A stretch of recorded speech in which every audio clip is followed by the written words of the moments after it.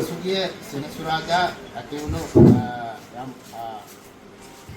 යම් සිද්ධියකට පස්සේ එහෙම නැත්නම් අපේ very අනුබුද්ධකාරී තත්ත්වයකට පස්සේ අපි නැවත අද දවසේදී දරුගල් ප්‍රාදේශීය ලේකම් කාර්යාලය සාමාන්‍ය මහජනතාවගේ සේවාවන් සඳහා විවෘත කරනවා. ප්‍රාදේශීය ලේකම් කාර්යාලය කියන්නේ හැම විටම පැය 24ම මේ ප්‍රදේශීය ජනතාවට සේවය කරන ආයතනයක්. නමුත් ඒ පසුගිය සෙනසුරාදා ඇති වුණු අවාසනාවන්ත සිද්ධියත් සමග අපිට කාර්යාලීය කටයුතු එම සතිය අන්තයේ සහ ඊයේ සහ පෙරේදාත් අපිට කාර්යාලය විවෘත කරලා ඒ කටයුතු කරගන්නට නොහැකි වුණා.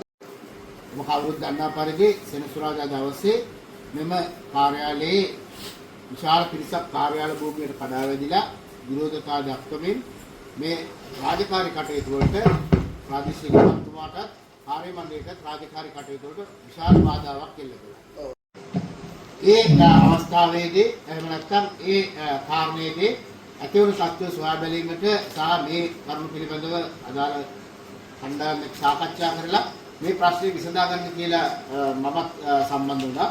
නමුත් අපටත් මේ විරෝධතාවයේ දැඩි ලෙස එල්ල කරමින් කාර්යාල භූමියේ අපිවත් රඳවාගෙන දැඩි අපහසුතාවයකට පත් වුණා.